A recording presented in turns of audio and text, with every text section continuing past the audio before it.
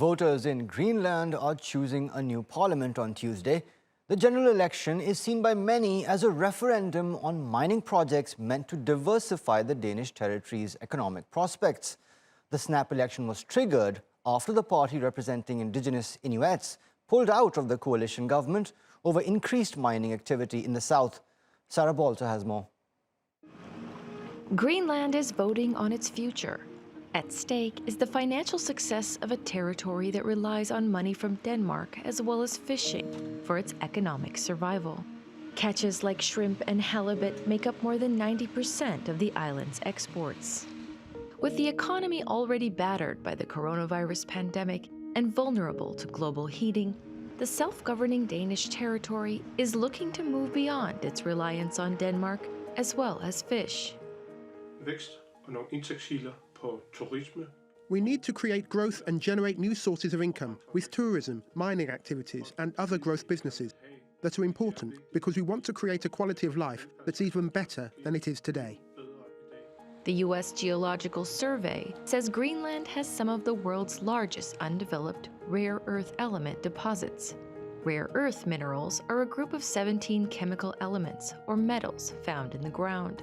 They're found only in small quantities, with the largest known reserves located in China, Vietnam, and Brazil.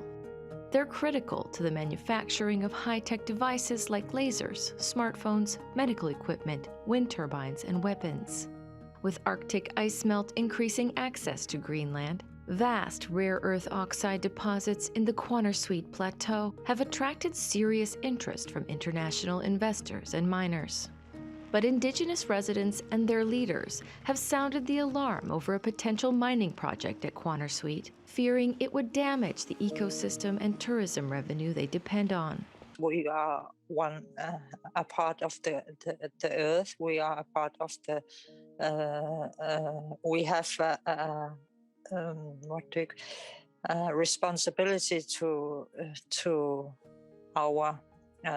The next generations to come, that we have to take care of the Mother Earth. If her party wins a majority in parliament and can form a coalition, its agenda for the Quanarsuit operation is clear.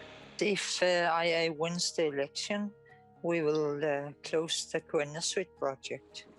But without new mining projects, Greenland and its 57,000 residents will have to find another way to become economically self-reliant in the middle of a climate crisis. Sarah Balter, TRT World. Mika Mered is a professor of Arctic and Antarctic geopolitics at the ILERI School of International Relations in Paris. He says a number of foreign companies are vying for a stake in Greenland's natural resources. The first country who's watching closely is, of course, China, because this Quanarsuit project is possible because of China. Clearly, at this point in time, it is going to be Chinese companies which are likely to build the mine and benefit from the mine simply because they've already bought 100% of the production of the mine for its whole duration, the 37 years the mine will be in operation. So China is looking very much at what's happening right now in Greenland, because if Inuit Ataqatigiit wins tonight, as it's projected, then definitely the Quanarsuit project will be terminated. And if that happens, then for China, it's definitely a loss. But apart from China, there's also Denmark, of course, who's watching closely, and the US. And everybody knows that the US and the Trump administration offered to buy Greenland a few years ago. And here we are exactly once again at the cornerstone of something much bigger, which is Arctic geopolitics and transatlantic geopolitics altogether. So that's what's at play, at stake right now in Greenland.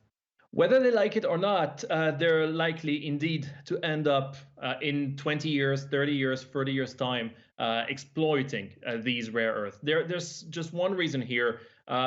If we at the global level want to undergo a digital transition and a renewable energy transition as well, then at one point in time in this process, we will need rare earth. And these rare earth, well, they're pretty much located all over the globe, but only in very specific deposits can they be exploited with profit, commercially speaking?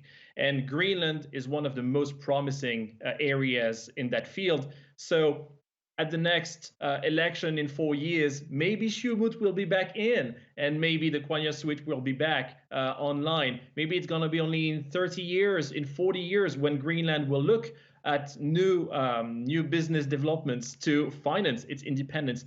But ultimately, if it's not now, in a couple of decades, they're likely to exploit these resources anyway.